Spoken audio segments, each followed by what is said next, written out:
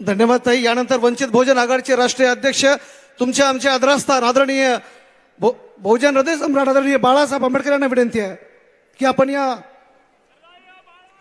रमाई महोत्सवाला संबोधित करावं. आदरणीय बाळासाहेब आंबेडकर. ॲडव्होकेट बाळासाहेब आगे बढ़ो. ॲडव्होकेट बाळासाहेब आगे बढ़ो. वंचित बहुजन आघाडीचा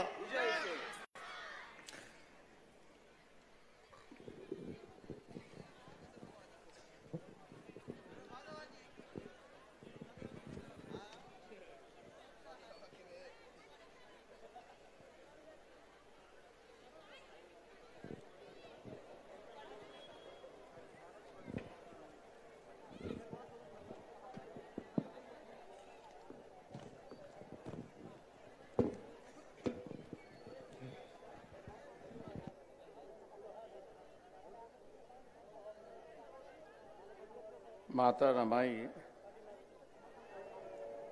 या कार्यक्रमाच्या असणाऱ्या अध्यक्षा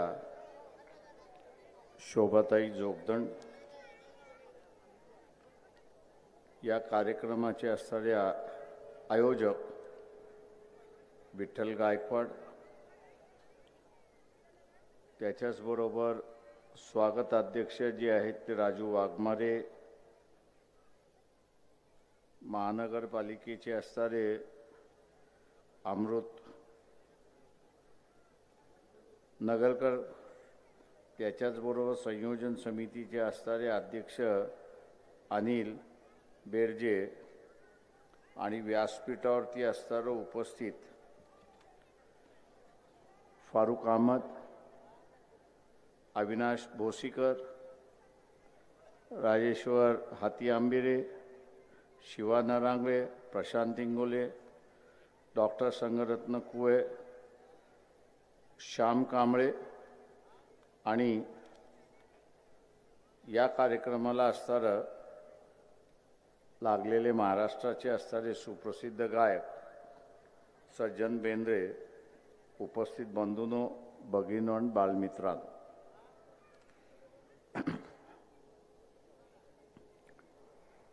लोकसभेच्या आणि विधानसभेच्या असणाऱ्या निवडणुका पार पडल्यात आणि पार पडल्यानंतर आता असणाऱ्या एक वेगळ्या चर्चा सुरुवात झालेली आहे.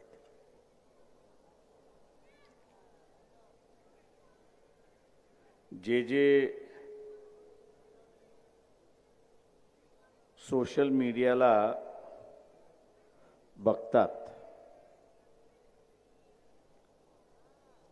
त्या सोशल मीडियावरती असणारा काही प्रश्नांची चर्चा सुरुवात झाली आहे हे आपण लक्षात घ्या.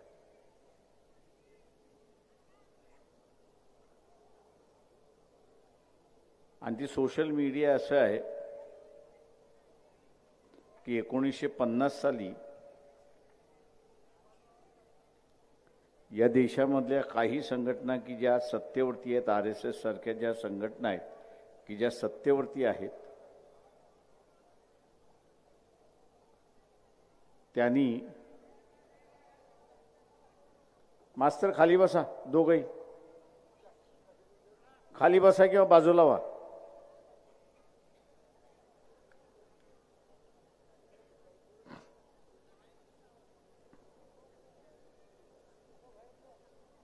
या इथे या खुर्चीवर बसा, इकडे या, इथं खुर्चीवर बसा.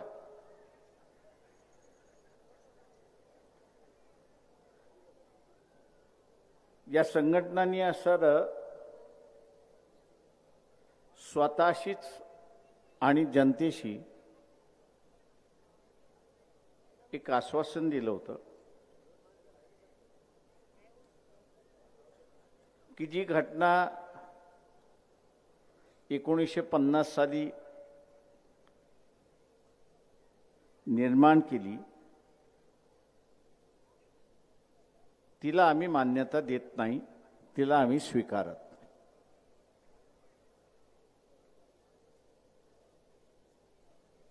तिला आम्ही मान्यताही देत नाही, आम्ही याला स्वीकारतही देत नाही. जेव्हा केव्हा आमच्याकडे सत्ता येईल जेव्हा केव्हा आमच्याकडे असताना सत्ता येईल त्यावेळेस आम्ही ही घटना बदलल्याशिवाय राहणार नाही असं त्यांनी वक्तव्य केलं होतं आणि त्या दृष्टीने त्यांची पावलंही पडतात आहेत हे आपण लक्षात घ्या.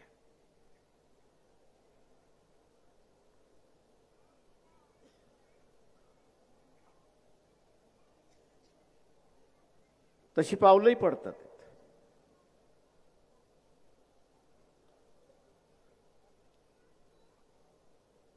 एखाद्या व्यक्तीने ठरवणं हा एक वेगळा भाग आहे आणि एखाद्या संघटनेने ठरवणं हा असणारा वेगळा भाग आहे.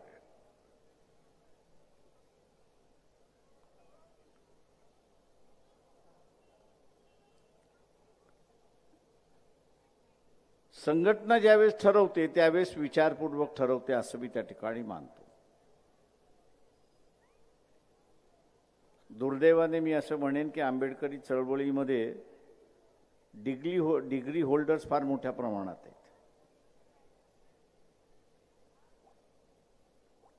त्यांना डिग्री मिळालेली आहे, नाही असं नाही.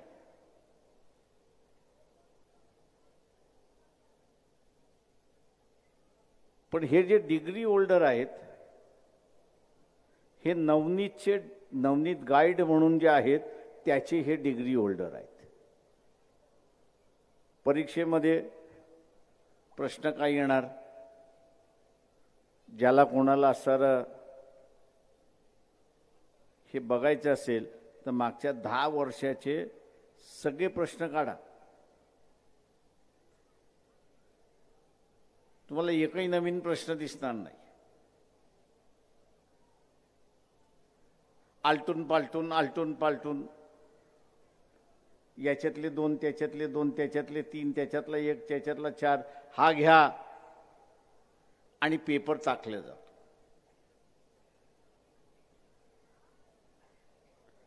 तो नवनीत गाईडवाला हे उचलण्यामध्ये हुशार असेल.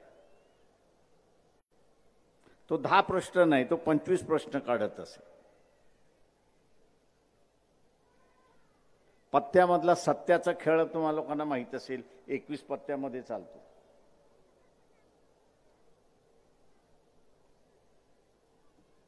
जे पत्त्यातली 21 पानं आपण घेतली आणि कोणालाही सांगितलं की तुम्ही असणारा तुमच्या मनामध्ये त्याच्यातला असणारा पत्ता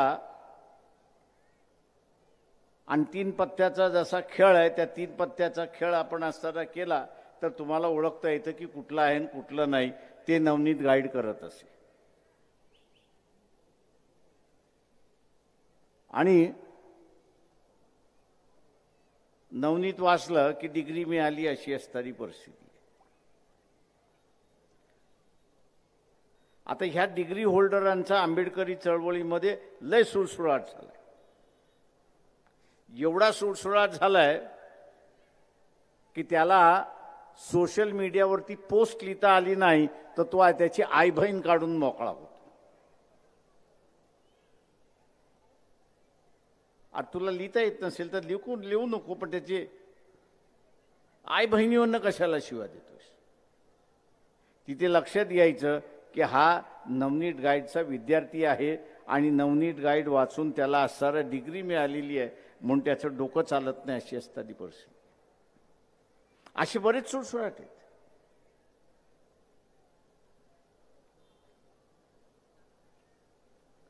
आणि ह्यानेच सगळं असताना चळवळीत गोंधळ घातला असं मी त्या ठिकाणी म्हणणार.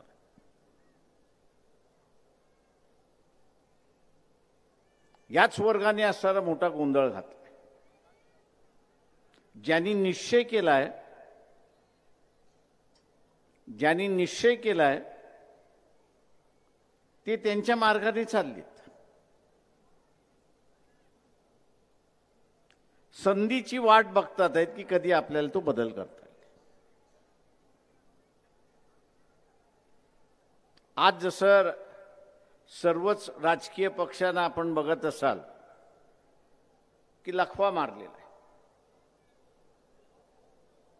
लखवा मारलं की वाचा जाते,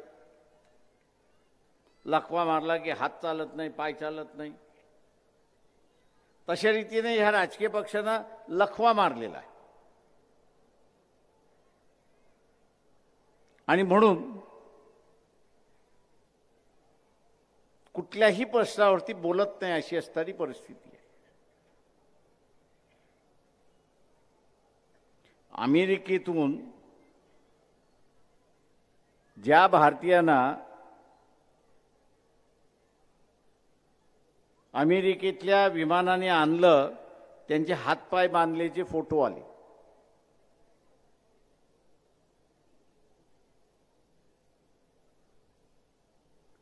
एवढं मोठं रान तुम्हाला असताना मोदीच्या विरोधात पेटवता आलं असतं. का रे बाबा, तू भिकारी आहेस का? विमान तुझ्याकडं नाही का? तू पाठवायचं होतं विमान, त्या लोकांना घेऊन यायचं जसं इतर जगातल्या पंतप्रधानांनी केलं, राष्ट्राध्यक्षांनी केलं.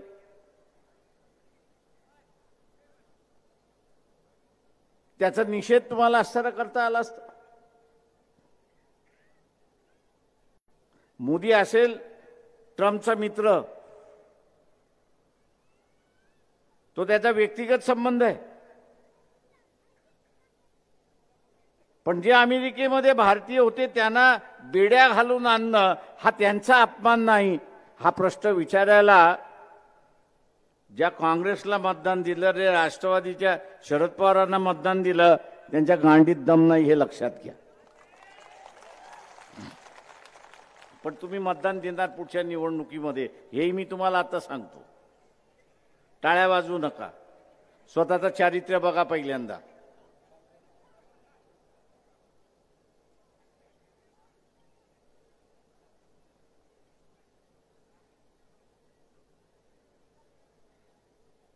आपण आपलं स्वतःचं चारित्र्य बघितलं पाहिजे की माझं चारित्र्य काय आहे.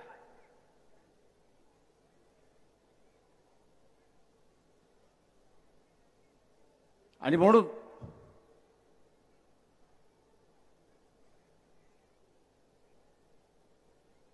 ज्यांच्या मध्ये धमक नाही, ज्यांच्यामध्ये धमक नाही, इथल्या असणाऱ्या सरकारला प्रश्न विचारायचं. फक्त इलेक्शनच्या दिवशी मटण देतो, दारू देतो आणि आम्ही मतदान करत बसायचं.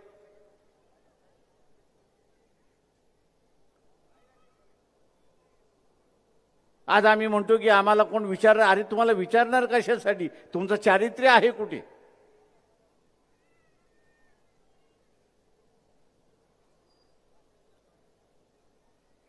ज्याचं चारित्र्य आहे त्यालाच विचारलं जातं, ज्याचं चारित्र्य नाही त्याला विचारलं जात नाही. हे बाबासाहेब सांगून गेले आपल्याला.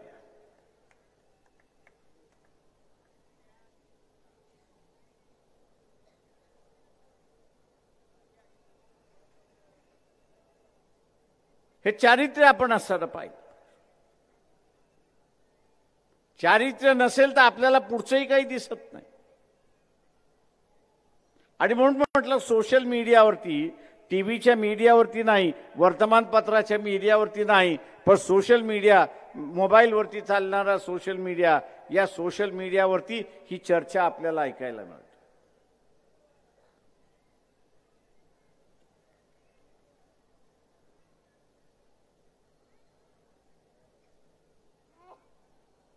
उद्याची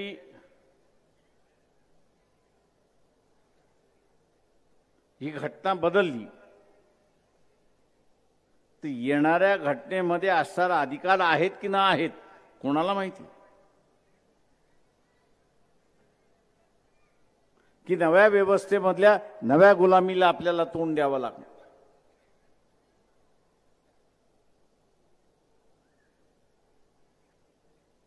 रासू गवई यांचा मुलगा सुप्रीम कोर्टाचा जज आहे. किती जणांना माहिती आहे? हात वरती करा.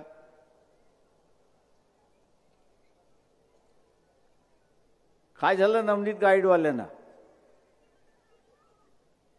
हे माहित नाही की गवईंचा असणारा रासू गवईंचा मुलगा सुप्रीम कोर्टाचा जज आहे. सीजीआय होणार आहे, चांगली गोष्ट आहे. स्वागत केलं पाहिजे आपण. त्यांनी मागच्या 3 महिन्यापूर्वी एक निर्णय दिला. कुठला निर्णय दिला? कुठला निर्णय दिला? नवनीतच्या गाईडच्या विद्यार्थ्यांना सर डिग्री होल्डरना विचारतोय, कुठला निर्णय दिला? बरोबर. अरे मराठीत बोल म्हणजे लोकांना कळेल. मला इंग्रजी कळतं थोडं थोडं.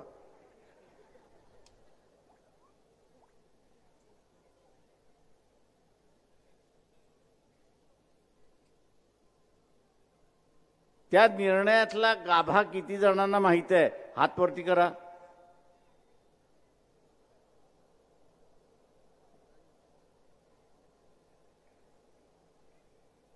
एकालाही माहित नाही.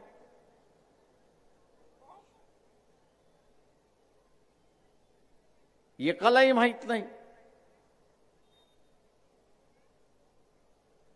त्या निर्णयामध्ये असं म्हटलेलं आहे की ज्याला आरक्षणाचा लाभ मिळालेला आहे, मग तुम्हाला शिलाई मशीन सुद्धा मिळाली असेल, तर यापुढे तुम्हाला आरक्षण मिळणार नाही, यापुढे तुम्हाला लाभ मिळणार नाही.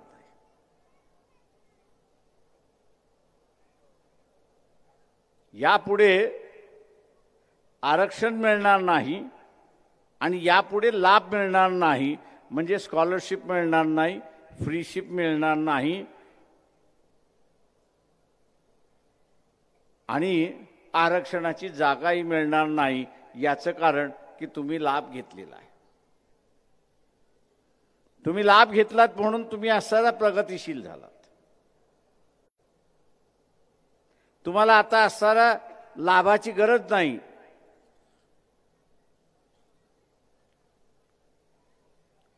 हा निर्णय दिलेत आणि त्याच्यासाठी महाराष्ट्र शासनाने एक समिती स्थापन केलेली आहे की ह्या निर्णयाची अंमलबजावणी कशी करायची. आणि या निर्णयाचं स्वागत कोणी केलेलं आहे? तर काँग्रेसने स्वागत केलेलं आहे आणि भारतीय जनता पक्षाने सुद्धा स्वागत केलेलं आहे. आणि आम्ही मतदान कोणाला दिलं? तर आमच्या गांडीवरती लात मारायला जे बसलेले आहेत त्यांना आम्ही मतदान दिलं.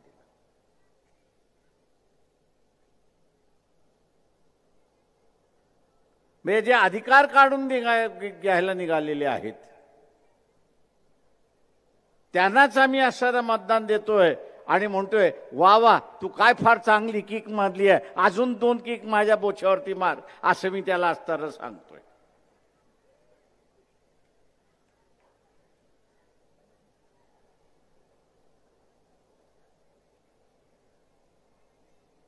आणि उद्या आरक्षण गेलं, अरे आता आपण मोर्चे काढले पाहिजेत, आंदोलन केलं पाहिजे. अरे जेव्हा सगळं असताना निघून गेल्यानंतर तुम्हाला वाचवायला आहे कोण?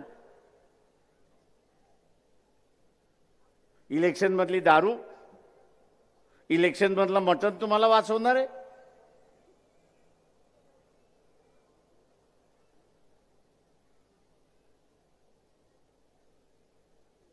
इलेक्शन मधली दारू, इलेक्शन मधलं मटण तुम्हाला वाचवणार आहे की ज्या काँग्रेसला मतदान दिले ते लढणार आहेत? त्यांनी तर सरळ सांगितलं की कर्नाटक सारख्या राज्यामध्ये आणि तेलंगणा सारख्या राज्यामध्ये आणि हिमाचल सारख्या राज्यामध्ये जिथे आमचं सरकार आहे तिथं गवई साहेबांचा निर्णय आम्ही लागू केल्याशिवाय राहणार नाही आणि त्यांनी लागू करायला सुरुवात केली आहे. निर्णय काय आहे? तर तुम्ही लाभ घेतला असेल,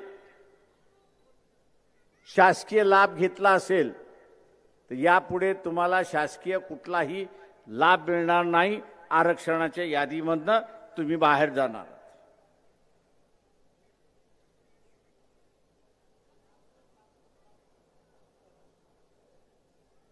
बाबासाहेब असं म्हणाले होते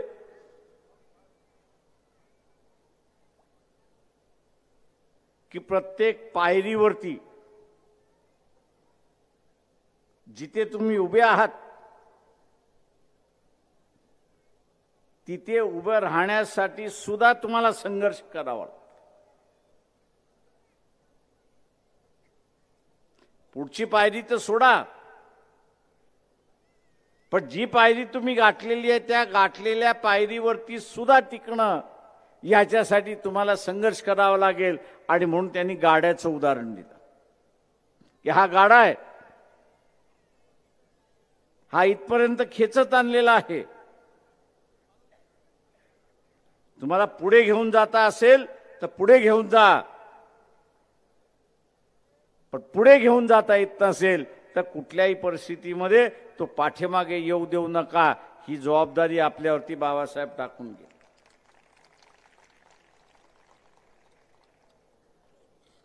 आम्ही तो गाडा तिथे ठेवला की पाठीमागे चाललाय. उद्याचं आरक्षण गेलंय, अंमलबजावणी करण्याचं शिल्लक राहिले.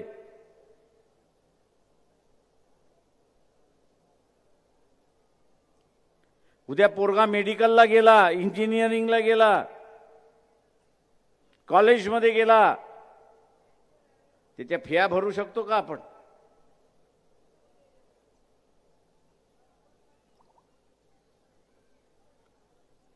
आता एवढंही डोकं नसेल तर त्याला नाईलाज आहे.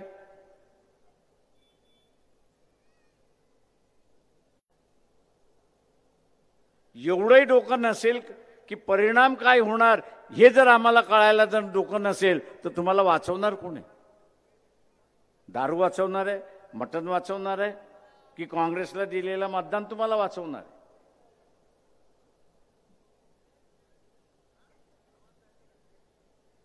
तुमच्या डोळ्यासमोर दिसतंय.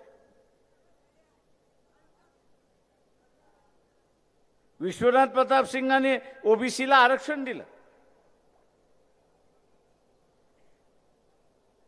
पण मागचे 5 वर्ष आपण बघत असाल की सुप्रीम कोर्टाच्या माध्यमातून आरक्षणाचा खेळ चाललेला आहे. ज्या दिवशी फायनल निकाल लागेल की राजकीय आरक्षण ओबीसीला नाही, त्याच्या वर्षभरामध्ये नोकऱ्यातलं आणि शिक्षणातलं आरक्षण सुद्धा ओबीसीचं निघून गेलेलं असेल.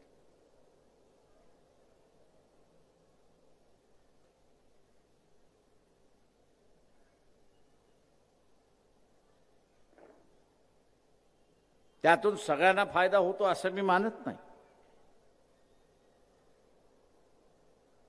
परंतु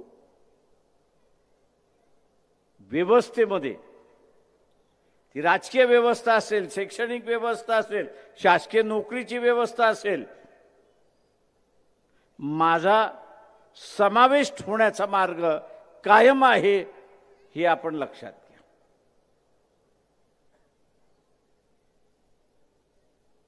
राजा महाराजांचा असणारा कालखंड होता. तुमच्यापैकी तुमचे बापदादे जे होते ते तिथे असणारा चौबदार तरी होते का?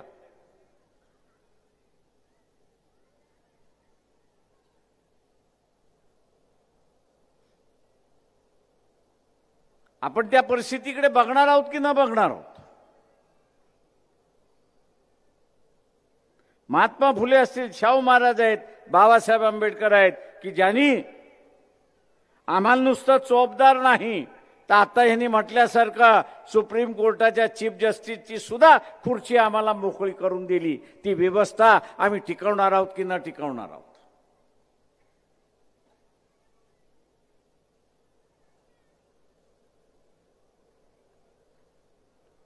व्यवस्था टिकली म्हणजे या देशामधली माणुसकी टिकली हे लक्षात घ्या. व्यवस्था टिकली म्हणजे या देशातल्या माणसाचे अधिकार टिकले हे आपण असणारं लक्षात घ्या. व्यवस्था टिकली म्हणजे आज जे आपण ताटपाण्याने खुल्या दिलाने असणारा आज वावरत आहोत तो व्यवहार त्या ठिकाणी राहतो हे आपण असणारं लक्षात घ्या.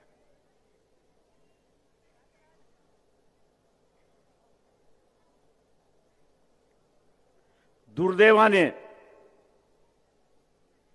मी असं म्हणेन की हा आंबेडकरी चळवळीला, फुले शाहू आंबेडकरी चळवळीच्या माणसाला रोग लागलाय की तो सगळ्याच गोष्टी पैशामध्ये मोजायला लागलेला आहे. माझ्या बापाच्या 9 फॅक्टऱ्या होत्या. किती फॅक्टऱ्या होत्या? 9 फॅक्टऱ्या होत्या. कुठच्या काळामध्ये? 30 आणि 35च्या कालावधीमध्ये.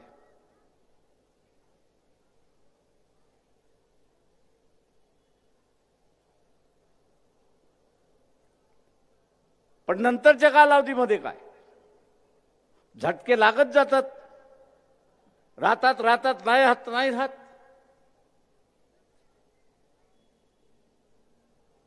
सांगण्याचा माझा मुद्दा आहे की पैसा ज्याला आपण असणारा सगळंच सुरक्षितेचं कवच आपण समजतोय, तो आहे तोपर्यंत लोक तुमच्या बरोबर आहेत. ज्या दिवशी तो संपला, मुंगळ्यासारखे सगळे पळून जातात. टिकत नाही अशी असणारी परिस्थिती आहे. टिकत राहतात अशी असणारी परिस्थिती आहे.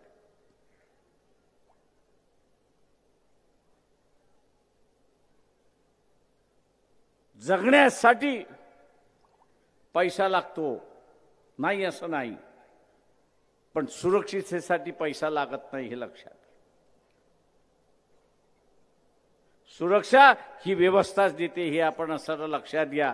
आणि मग कुठल्याही मारवाड्याच्या दुकानामध्ये जा आणि त्या मारवाड्याला विचारा, तू काय करतोयस? काय नाही, तो म्हणतो जरा संघटनेमध्ये पैसे भरायला चालतोय. का त्याला माहित आहे की माझा व्यवसाय माझ्याकडे टिकवायचा असेल, राहायचा असेल तर संघटन हे माझं असणारं महत्वाचं आहे. संघटन हे असणारं माझं महत्वाचं आहे. कारण माझा व्यवहार, माझा व्यापार हा संघटनेमुळे माझ्याकडे टिकून राहतो याची त्याला जाणीव आहे. आणि म्हणून तो सभासद त्या ठिकाणी होत असतो आणि महिन्याच्या महिन्याला सभासदाच्या वर्गण्या भरत असतो. त्याला संघटनेची ताकद दिसली.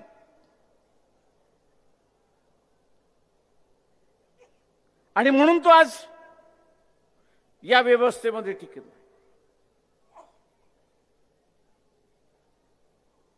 उद्या राजकीय स्थितीच्यावरती तुम्ही जर असं आपली ताकद दाखवली असती तर काय मिसाल होती गवईची की तुमचं आरक्षण काढून घेण्याची असणारी अवस्था.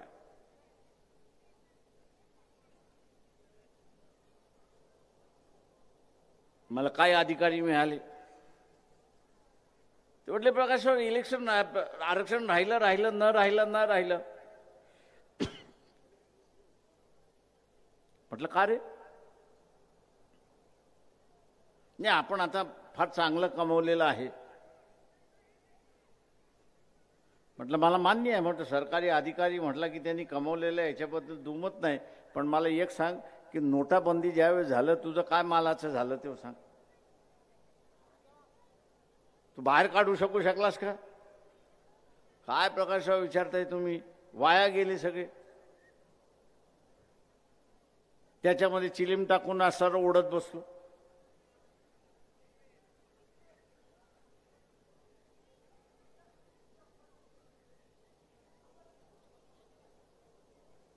म्हटलं म्हणजे राजाचा रंगच झालास ना तू.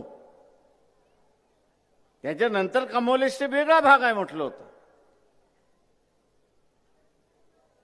पण नोटबंदीच्या कालावधी तू राजा त्याच्या अगोदर होतास, पण नोटबंदीच्या कालावधीमध्ये तू असताना म्हटलं रंग झाला होतास की नाही सांग.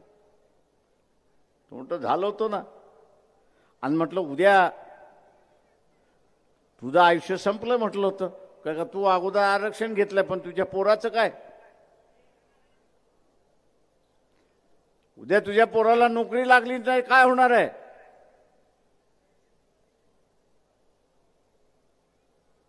म्हटलं तो तुझ्यासारखा राजा राहणार नाही, तो सामान्य माणसासारखा रंक होईल अशी असणारी परिस्थिती आहे.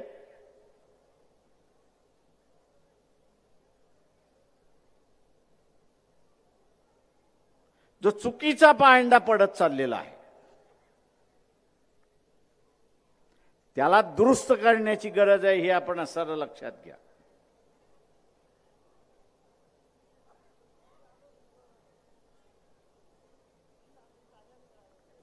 जो चुकीचा पायंडा पडत चाललेला आहे त्याला असं दुरुस्त करण्याची गरज आहे.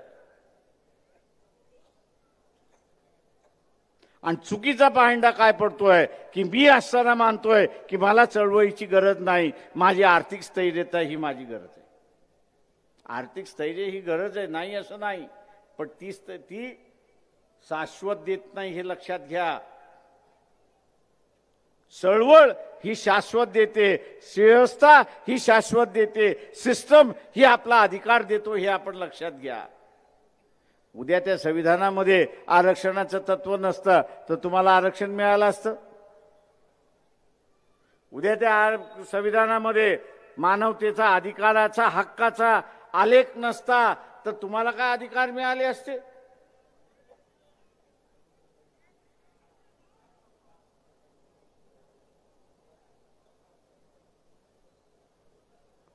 आज राहुल गांधी विरोधी पक्ष नेता आहे, पण मोदीने त्याला काय करून ठेवलंय, वाघाचं मांजर करून ठेवले. अशी असणारी परिस्थिती आहे. उठ उठ बस बस अशी अवस्था करून ठेवलेली आहे.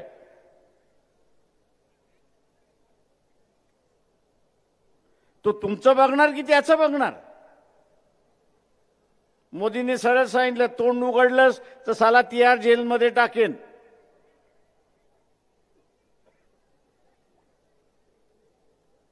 तो तुमच्यासाठी तिहार जेलमध्ये जाईल की बाहेर राहून आपल्या आयुष्य जगत राहील? कोणासाठी लढेल तो? कोणासाठी लढेल? तुमच्यासाठी की त्याच्यासाठी?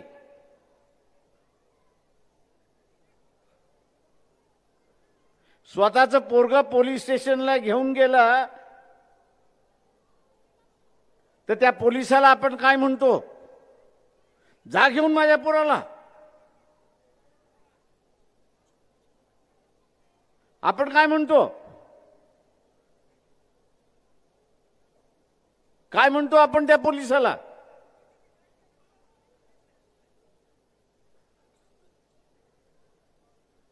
काय म्हणतो काय आपण त्या पोलिसाला? घेऊन जा. मग काय म्हणतो आपण? घे आणि सोड. जसं आपण आपल्या पोराचा असताना बाहेर राहायला पाहिजे तसं राहुल गांधीला वाटत नाही का मी बाहेर राहिलो पाहिजे म्हणून? तो कशाला तुमच्यासाठी भांडेल? तुम्ही जाऊ दे, काय व्हायचं ते होईल, मी आपला असताना माझं आयुष्य बाहेर राहून मजा मारतो. आणि त्यांनी इथल्या असणाऱ्या सगळ्या गोष्टी वाऱ्यावरती सोडल्यात. अशी असणारी परिस्थिती.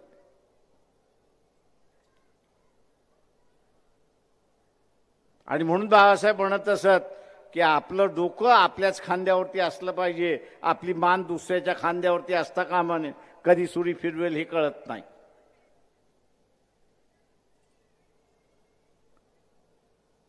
दोन्ही बाजूने संकट आहे.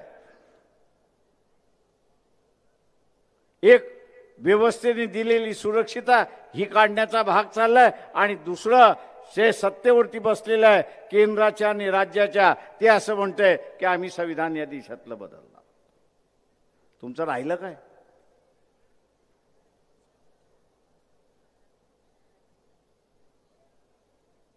आणि आम्ही काय करतोय आज? कोणाची जयंती साजरी करतो? कोणाची करतो?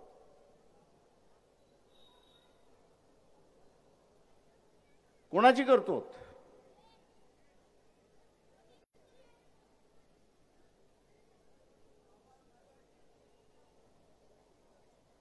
महान विद्वान आपल्या सभेमध्ये बसलेले, त्याचं स्वागत करतो मी विचारायचं. कोणाची जयंती आपण साजरी करतो?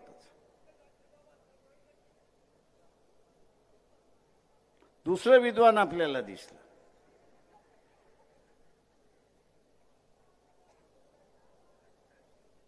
कोणाची जयंती आपण साजरी करतो?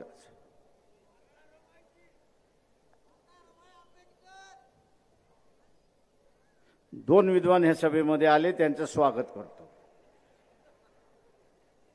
पण आपण का जयंती साजरी करतोय?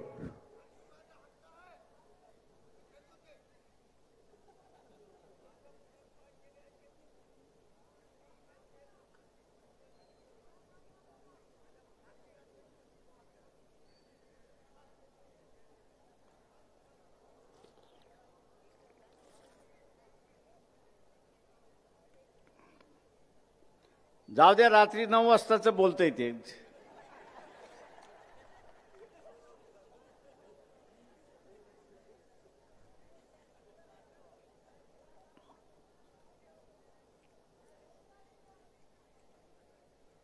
आपण ही जयंती का साजरी करतो?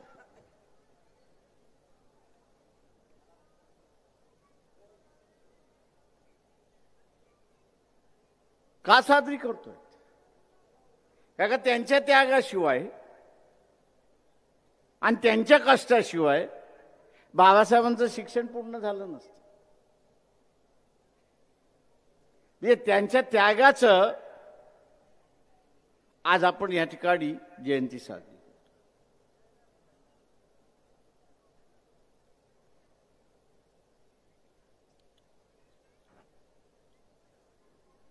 त्यागाचं असणारं जे प्रतीक आहे,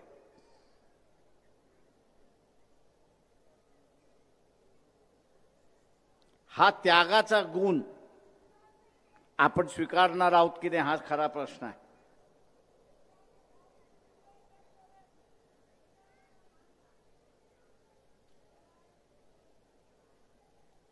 त्यागाचा गुण हा असणारा सगळ्यात महत्वाचा भाग आहे.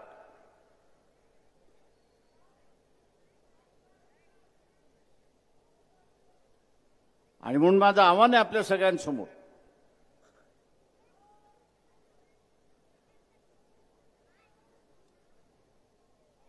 आणि सगळ्या महान विद्वान ज्या आंबेडकरी चळवळीमध्ये बसले त्या सगळ्यांना माझं असणारं आव्हान आहे, कृपा करून डोकं चालू नका. त्या डोक्यामध्ये मेंदू नाहीये. त्या मेंदूमध्ये असणारा फक्त नवनीत बसलेला आहे, दुसरा कोणच बसलेला नाही. तेव्हा नवनीत हा विचार करायला सांगत नाही, फक्त असणारं गिरवायला सांगतो. आणि ते वर्तमानपत्रावर आणि ते परीक्षेच्या पत्रावरती तुम्ही गिरवलं आणि तुम्हाला डिग्री मिळाली, एवढीच फक्त तुमची लायकी आहे, ही पहिल्यांदा लक्षात घ्या. लय जरी शिव्या घालतात सध्या. म्हटलं शिव्या घालायच्या तेवढ्या घाला, म्हटलं मला काही फरक पडत नाही, पण तुमचं हे कॅरेक्टर आहे, हे लोकांसमोर आल्याशिवाय आणि आणल्याशिवाय मी राहणार नाही, हे लक्षात घ्या.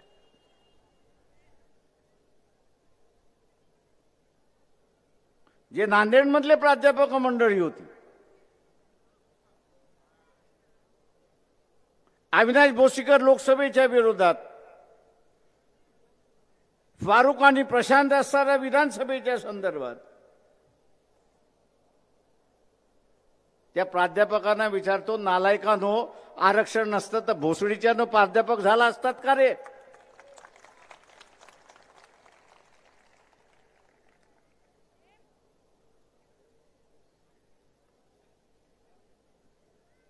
आणि तेच काँग्रेस आज असणारं म्हणतंय की आम्ही गवईंनी दिलेला निर्णय लागू केल्याशिवाय राहणार नाही. लाज लज्जा असेल तर पहिल्यांदा प्राध्यापकीचा असणारा राजीनामा द्या आणि स्वतःच्या ताकदीवरती प्राध्यापक होऊन दाखवा या ठिकाणी. पुन्हा उद्या हे सगळे माझ्या नावाने दगड फोडायला सुरुवात होतील. आम्हाला शिवी दिली, बाबासाहेबांच्या नातवाने आम्हाला शिवी दिली, आणि नालायकानं तुम्ही त्याच लायकीचे आहात, हे पहिल्यांदा लक्षात घ्या. तुमची दुसरी लायकी नाहीये.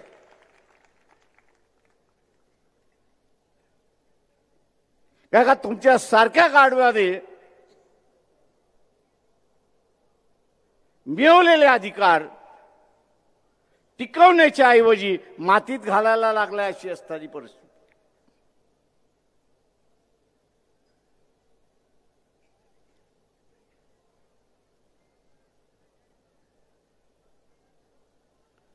इथे तुमच्या विरोधात आरक्षणवादी जे आहेत, मग तो ओबीसी मधला असेल, एससी मधला असेल, एसटी मधला असेल, याच्या विरोधात कोण कोण आहे? तर काँग्रेस विरोधात आहे. शरद पवारांची एनसीपी विरोधात आहे, भारतीय जनता पक्ष विरोधात, आरएसएस हे तुमच्या विरोधात आहेतच.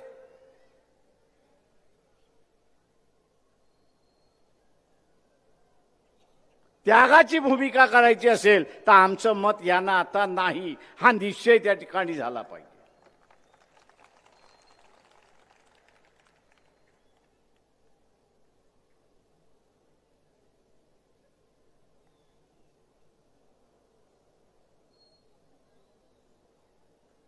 आणि म्हणून मित्रो,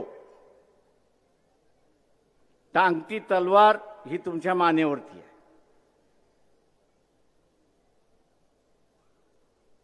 ती टांगती तलवार आता असताना चळवळ वाचू शकत नाही, ती तुम्हालाच वाचवावी लागणार आहे. आज घ्या ना मुसलमानांचं, बे काँग्रेस, बे 2-3 काँग्रेस, वक्फ जमिनीचं बिल आणले. काँग्रेस त्याला काय विरोध करणार आहे? मुसलमानांच्या वक्फ जमिनी गेल्या अशी असणारी परिस्थिती आहे.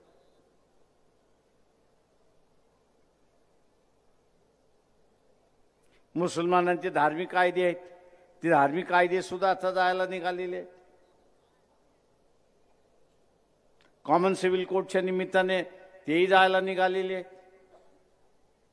आणि तोही काँग्रेसला चिकटून बसलेला आहे. त्याच्यापासून शिका.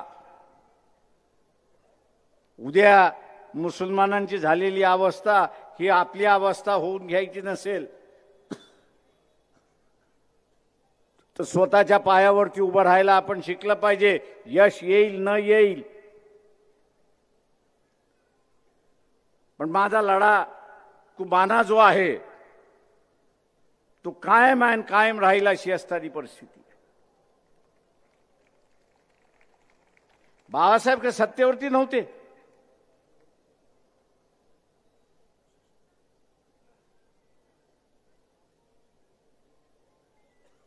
बाळासाहेबांच्या पाठीमागे त्या काळची जनता होती आणि त्या जनतेने आज सगळं बदललं. अरे त्या कुत्र्याला पकडा, अरे काही बसत नाही त्याला, घ्या आतमध्ये इकडे.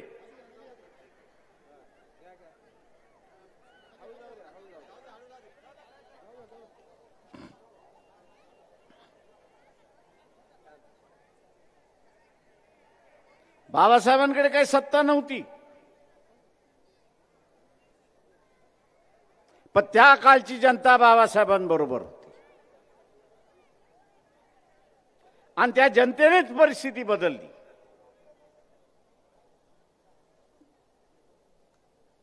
त्या जनतेने परिस्थिती बदलली.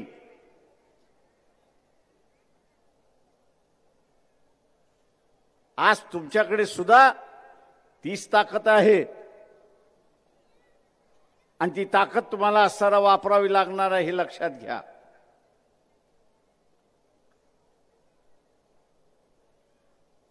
ती ताकद तुम्हाला असताना वापरावी लागणार आहे.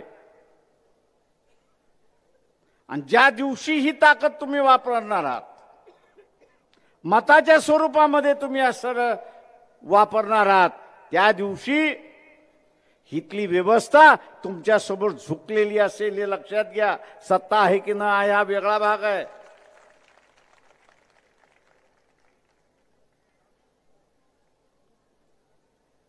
आज मला अनेक जण म्हणतात, प्रकाशराव काही करा, फुले शाहू आंबेडकरी जनतेला आवाहन करा, त्यांच्या पायावरती उभं करा. अरे म्हटलं तुम्ही आवाहन करा ना. ते म्हटले आमचं ऐकत नाही म्हणून आम्ही तुम्हाला आवाहन करायला सांगतोय. म्हटलं विकलेली आहे त्याला मी काय करू म्हटलं.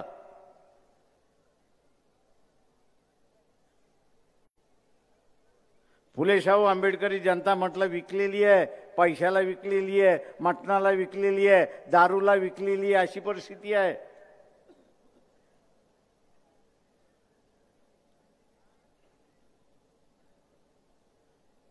या सामाजिक चळवळीचे असणारे हे नेते आहेत. फुले शाहू आंबेडकरी चळवळ ही सामाजिक चळवळीचे नेते आहेत.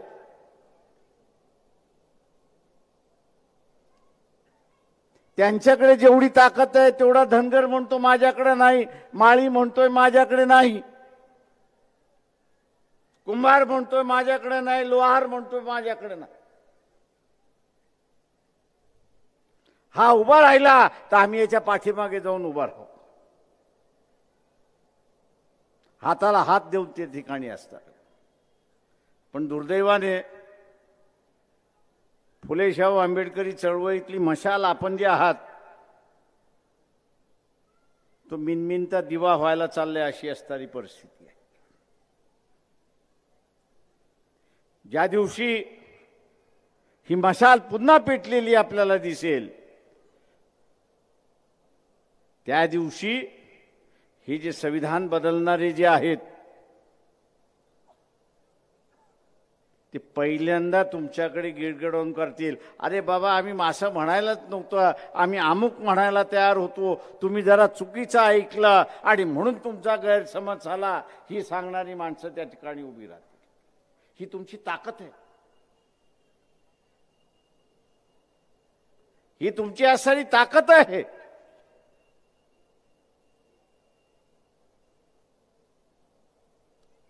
पण त्या ताकदीलाच आपण विसरलेला आहात.